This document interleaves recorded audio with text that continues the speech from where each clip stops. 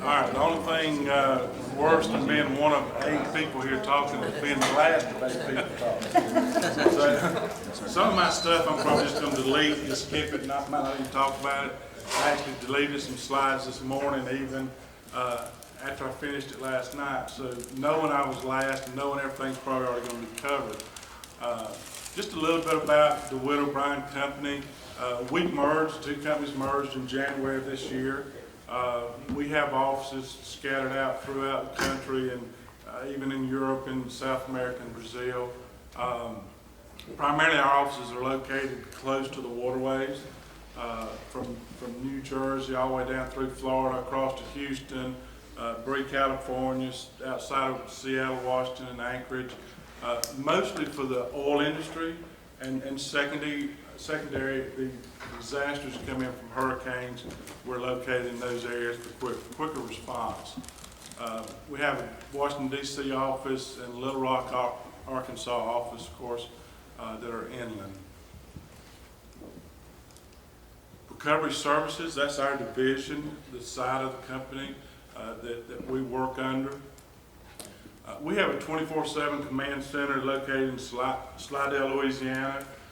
They take all the calls from all over the world, whether it be a client on the disaster side that's needing to make contact, or someone from the oil industry that has a spill or a problem on that side.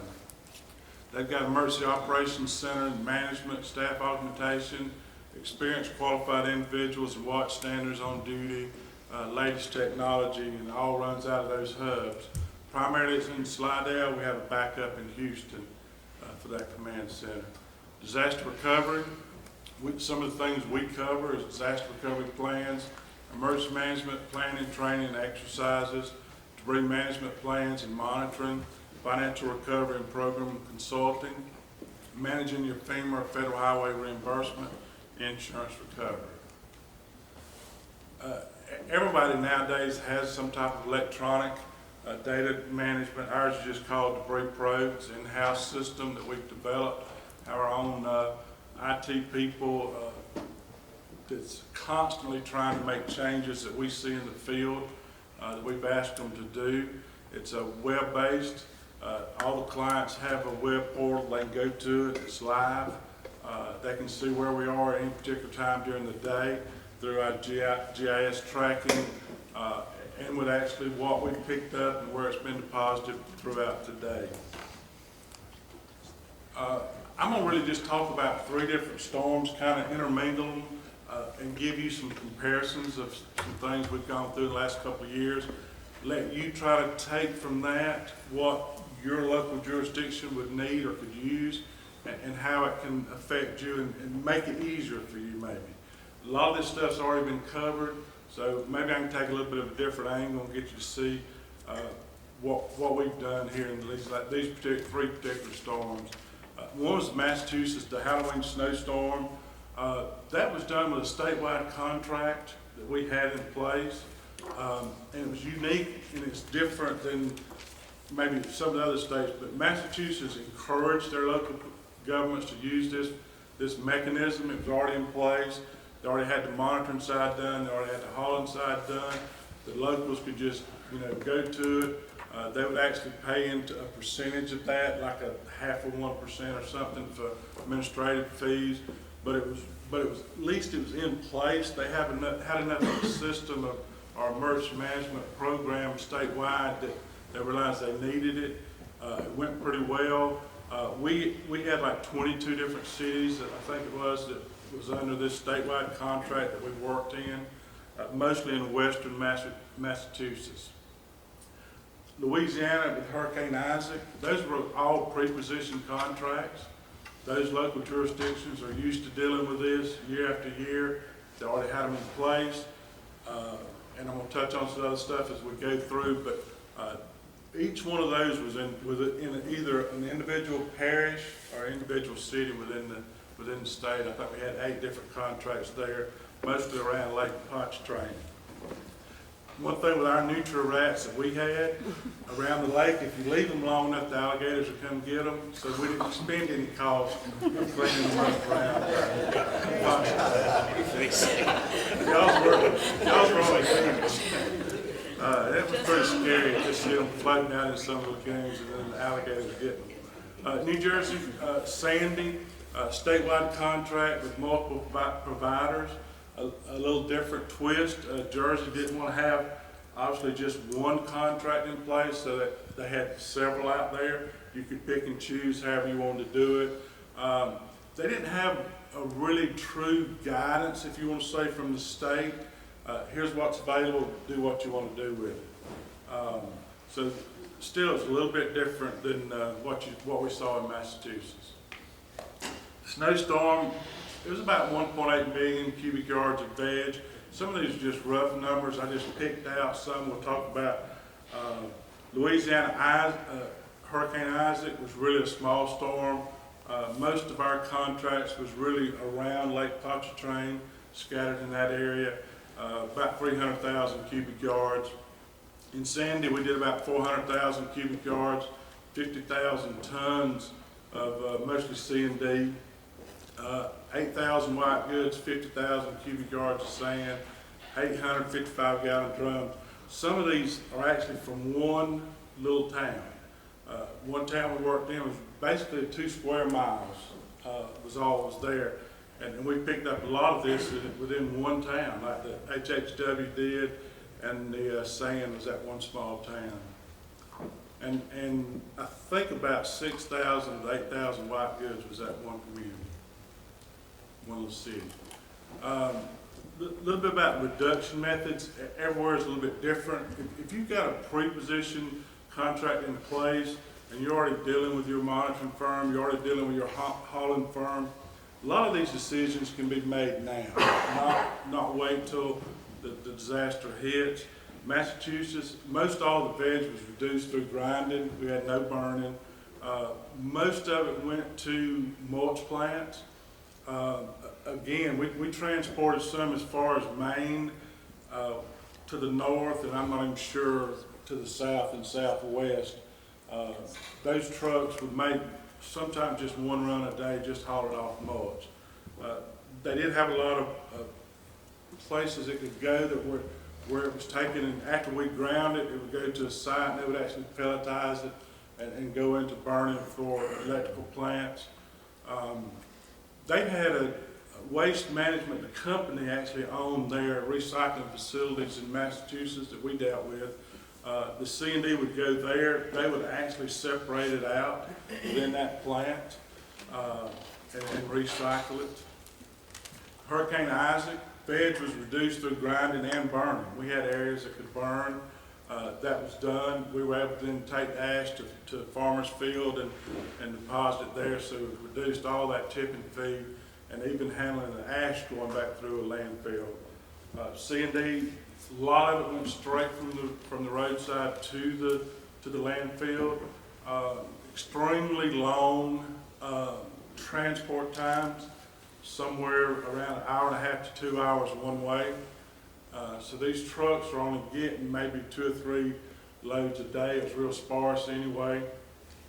The metals, white goods, of course, they went to recycled metal buyers. There was not a tremendous amount of white goods in the areas we worked. New Jersey Superstorm, again, most all the veg was reduced through grinding. C&D went to a recycling facility if it was available. Some areas didn't have that. We had to go to an approved landfill. Metals, white goods, they actually were able to go to the recyclables, the metal buyers. And again, the price of the metals just went to nothing because there was so much there at that time. It's not really worth the cost real quick. That benefit cost ratio goes away. So you have to be real careful. Not just saying in the future not to do that, because now anything that's coming back is a good point. But the price is going to drop from what you would find out there today. Project time frames, they varied. 3 to 4 months in Massachusetts for snowstorm. Isaac, most of them, we actually had a couple contracts, which was probably 45 days, but a general average 3 to 6 months. New Jersey, I put 2 to 8 months, and we've got some demo communities that we're still in. and still have to go back and finish when they get all their approvals in place. Segregating at the right-of-way, that was one of the questions, and is it really worth it? If you can do a real good education, either through your local press releases, through your website, one thing we did in some of the small communities in Jersey, when people would come in getting their permits, picking stuff up, getting back in their homes, they would hand them the flyers, explain to them, you know, how to segregate it on the right-of-way. If they will do that, it's just so much more efficient for the hauler, for the local government in picking it up and moving it out. They actually had some reverse 911 calls that they could do and tell people about their meetings. They covered it in their public meetings. And you know, during these events, they start off every day, every couple of days, and they go at least once a week and keep everybody involved. Real vocal, as most any place with their residents, complaining about wanting it picked up quicker. I think every local government we met with early on wanted it finished in about 3 weeks. They had no real concept of what was about to happen to them. You know, most of them are still dealing with it even today, you know, a year later. So just the knowledge of the work effort was not there in the local area. A lot of training and education. Debris sites, again, in Louisiana, whether it be in pre-positioned contracts, all the different parishes and cities actually had their own identified permitted sites. It was real simple. It was one phone call, one email to their DEQ. They opened up the sites, let them go. New Jersey and Massachusetts, neither one really had them in place.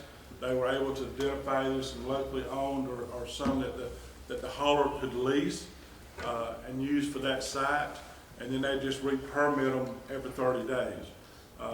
Dow's already mentioned that. I know in Jersey, about every day they were at one of our temporary sites.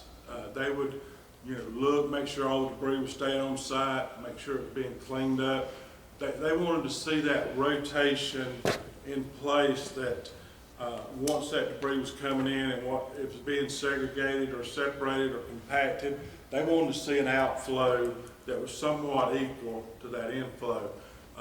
And we were able to do that real well. He mentioned the gas line coming through the barrier islands. It really impacted some of those areas because they couldn't go through the areas where they were working in the gas. Either we had trouble getting onto the island and doing the work of the day, or we couldn't get the debris off the island. So some of those temporary sites actually did stack up pretty good over those 2 or 3 days where we couldn't do any hauling. And we exceeded.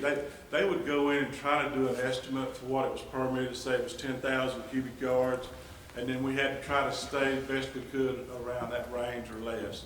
And most all the time we were able to do that, with the exception of special times. They had a nor'easter come through one time that really impacted some of the roads because the bays were already full of silt. Those bays wouldn't hold some of the water, so that there was some locally flooding in some of the areas that we had to work around and stay out of for a few days. Maintenance of traffic, really local laws are going to come into play, whatever you have in your local jurisdiction. I know in Massachusetts it was close to a nightmare. They would not, their police unions had it written that only those police officers could direct traffic in Massachusetts, which meant the hauler, they would have to contact that local union and 36 to 48 hours in advance to get that necessary traffic officers out there just to flag traffic, sit in the car, whatever they did for the day. It was actually very expensive, to say the least, but we couldn't do it. And if they caught us out on the roadway, they would actually start fining and actually taking that truck operator to jail. I mean, they were that serious about it because that was their income, their side income as well. Louisiana and New Jersey, we didn't have that type of a problem. As long as that hauling company or contractor had some type of MOT training, we didn't have an issue with traffic enforcement. Coordination with adjacent entities. We didn't have a problem really in Massachusetts, even though we had like 22 different communities that some were adjacent to one another, some were scattered. We didn't have that problem, nor did we in Louisiana. Even in areas where adjacent to us another company may have been working, it just wasn't a lot of effort, I guess you want to say, in doing that coordination. There was not many overlapping situations. New Jersey was, again, it was terrible because of closed roads. When you would go across one of those bridges, you may go through 4 or 5 different jurisdictions. Every jurisdiction at their police checkpoint had a police officer from the other jurisdictions. So when we would go in through the day, especially at the very beginning, we would have to stop at every checkpoint, explain who we were, what we were going to, and where, and that police officer had to say, yeah, he has a contract with us, let him go. We'd go to the next one and go through it again. Finally, they did some permits for us, permits for the haulers, and it was real easy for the truckers because they didn't change. But on the monitoring side, if we didn't have the same person coming to work every day, we would have to go off the island, pick up that monitor, give them their permit, and actually escort them through the checkpoints. As it got on through, it was it got a little better. I could see how you could have some of those same situations here on your barrier islands, having to go through different jurisdictions. Nobody in New Jersey likes anybody. None of the towns likes the other town. They're a bunch of thieves. We're not having people coming in raping and pillaging our homes that are empty. I mean, it was honestly, it was that bad, especially early on. So that part was tough. Federal highways and the coordination with the MAP 21 changes. Massachusetts, we documented everything separate. We had federal highways that was in place. We documented those. We had the FEMA roads separate. We were able to do the DDIRs and then the PA grants on the FEMA side. That was kind of normal. When we got into Louisiana, we were like 4 or 5 weeks, again, away from that taking place. Once we got into it and got going, we started out tracking it separate. Then they finally just said, look, there's not really enough here. We're not going to worry about it. Let's just do the FEMA. And that's the way we did on the Isaac one. New Jersey, of course, it was well after it, so everything was done just to the FEMA guidelines. DOT roads, Massachusetts, we didn't have a problem at all. They had their contractor in place, worked in most of the areas, cleared their roads. Louisiana and Isaac, we had a tremendous problem with the LA DOTD's contractors because their priorities was completely different than the local governments. A lot of our local governments was in a more of a remote area where we had the problem because it was a small storm, so we had flooding issues, and that was kind of out of the way for the DOT roads, so their contractor was more concerned about other places. I don't think they limited the activation of their contractors to say maybe 2 trucks per district, which may be 7 parishes. So those 2 trucks really couldn't get around. So some of the areas they actually made a decision locally just to pick up the debris, get it out of there. Their citizens couldn't understand that difference. Look, I see trucks out there, but not getting mine. They're only getting on the side roads. So a lot of areas they picked up their own. Superstorm Sandy, we didn't really have that issue. DOT came through early on, picked up and cleared some of the roadways because there was so much sand on them. And then we actually picked up some later on in the process under the local contracts. So you've got to be flexible. You've got to be able to decide how you want to do it and how long you want to leave that's on the state road system in your area. Power lines, we always have those in every area. We just try to avoid those areas so the power companies can get in there, especially if we're doing the cut and toss. Jersey, of course, they did that locally. So most of those issues was cleared up by the time we got in. but we just leave them, we'll avoid those areas, come back, usually they'll either have cut the lines and most time or even remove the cables. Weight versus cubic yards, it's always an issue. Which way is your contract written? What do you want to do? You want to pay by weight, you want to pay by cubic yards? We didn't really have a problem at all in the weight to cubic yard ratios. We didn't have any of those conversions we were doing on any of these three projects. We did have projects where we were paying by the cubic yard to go to the temporary site, and then after it was reduced or compacted or whatever, then it went to the final place, and they had to be paid by the tonnage. And we were having to track it by cubic yards. So we would just take that pit ticket, which had a weight on it. We would write that ticket number on our ticket, again, put our ticket number on the weight ticket number, so those two would correspond. They were put together, they were put in the system so that you could always track it, and even right to the end with a different, even though we had two different ratios on it, one was being weight and one being cubic yard. One question's come up, we've talked about a little bit about scales for the temporary sites. It's real hard to do. First, it was hard to find enough scales to do all the sites. And then most of these sites were small and were not paved, so there was going to be a constant maintenance issue of keeping those graded, keeping those packed so that they would stay within tolerance. We can do it either way. One thing the industry is working on now is a low volume scanner. It was tested extensively in Jersey, and it's where the truck can come through and actually get capacity early on. They can certify the capacity of the truck. It's a three-dimensional scanner. The red is an empty truck, and the blue is what's a loaded truck. So that's one way around some of the load calls or capacities. The biggest thing this new technology can do is 3 or 4 years down the road when you're going through your audits, they can either look at a ticket or even an electronic ticket that's been just human called at 80%. The question is, how did you get 80%? Well, that's what the person saw. He made the load call, that was it.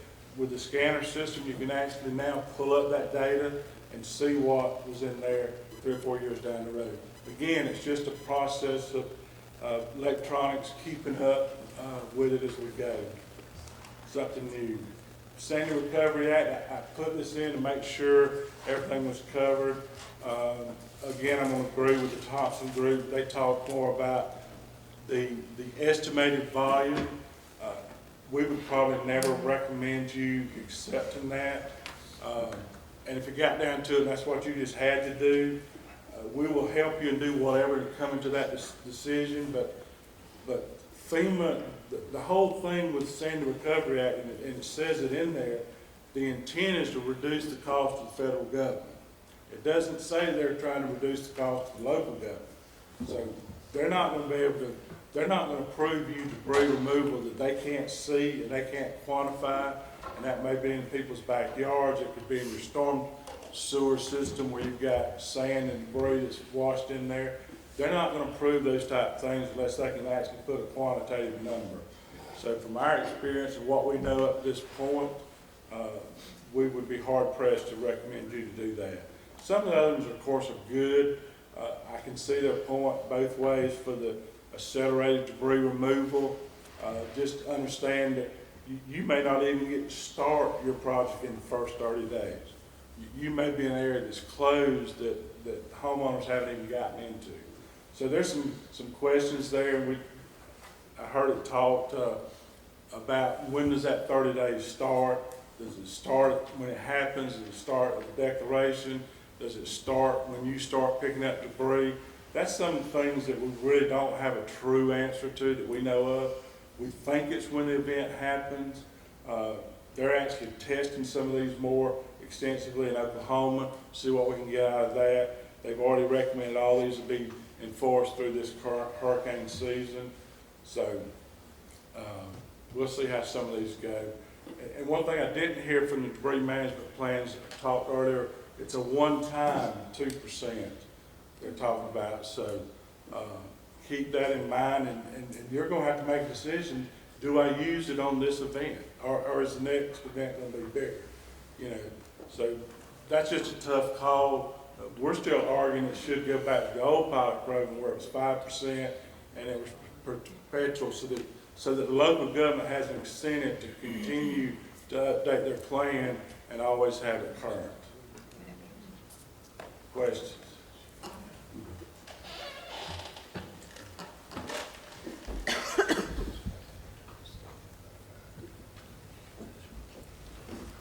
Yes, sir. Just out of curiosity, this is for everybody, but in terms of the local oversight of the contracts, I mean, were there any challenges on the part of the localities in terms of the interface? I can't think of any that we had, other than dealing with different personalities, and dealing with different communities. Some, of course, in Sandy, real strong about their opinions, and it was sometimes hard to guide them in the way that what was reimbursable. An example is, you may say, I want to pick up this debris. I'm going to tell you, you can't do that. The hauler's going to say, I'm going to go pick it up. Yes, you can go pick it up, but you need to understand it's not eligible, it's not reimbursable, and then we'll track it as such through the process. So we did a lot of that. A big push in some of these smaller coastal areas was the commercial debris. It piled up and we just couldn't get it. We kept telling them, it's not eligible, we'd be happy to get it, but you know, let's wait on FEMA. And so we continued to ask FEMA, and finally they did come back and approve those. And the kind of little caveat was, we're gonna approve it, but it's for one time. You better get them through there and get it up and get it out. And pretty much everything was out and had been out for weeks. They had already started remodeling the little mom and pop stores, so we got all the debris and it was eligible. But really didn't have a problem with the interface with trying to change the direction. A lot of it was educational.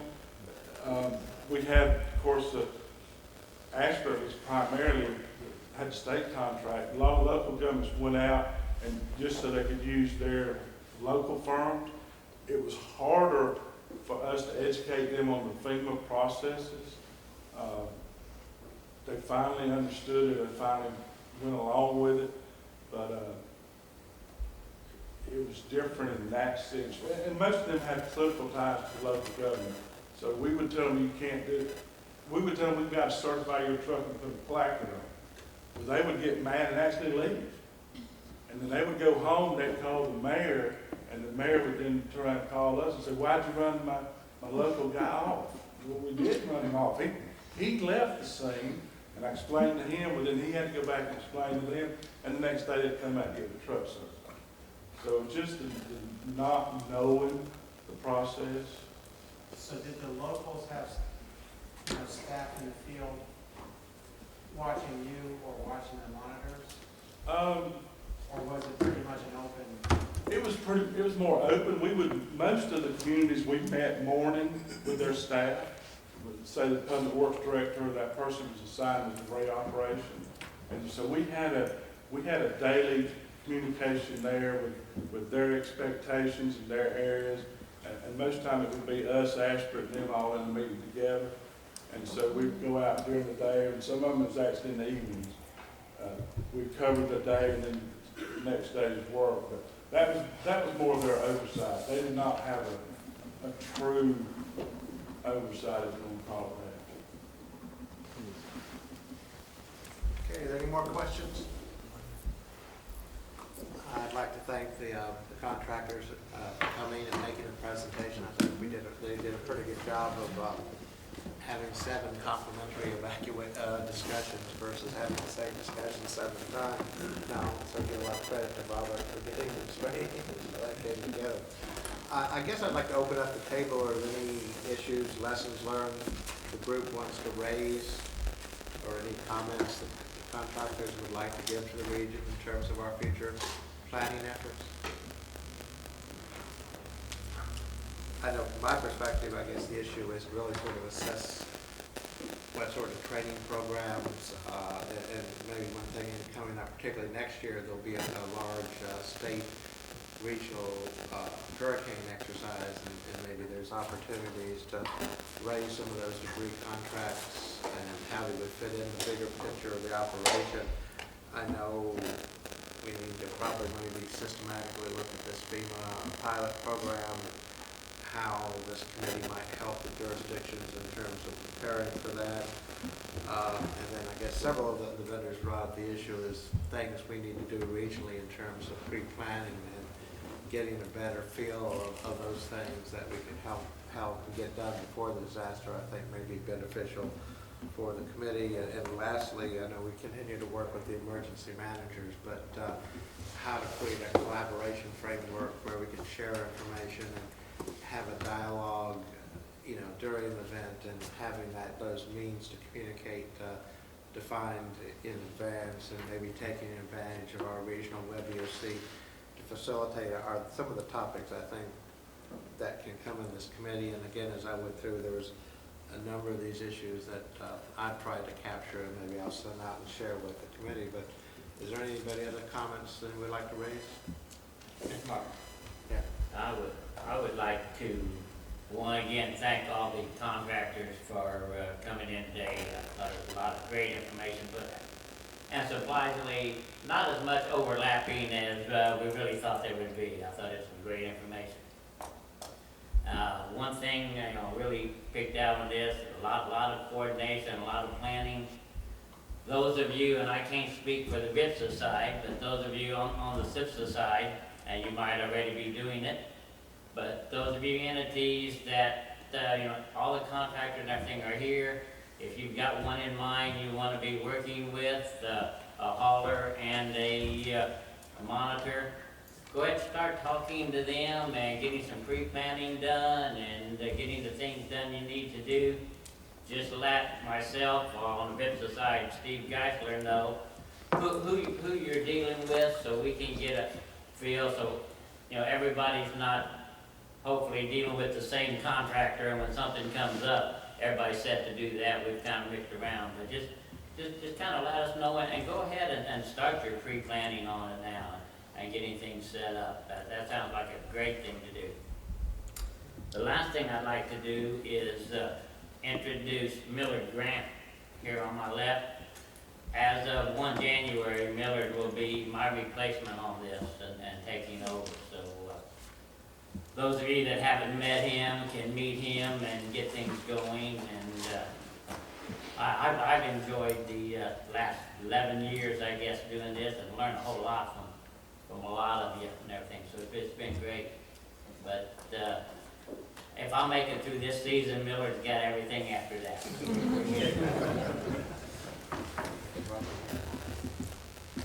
Okay, thank you very much.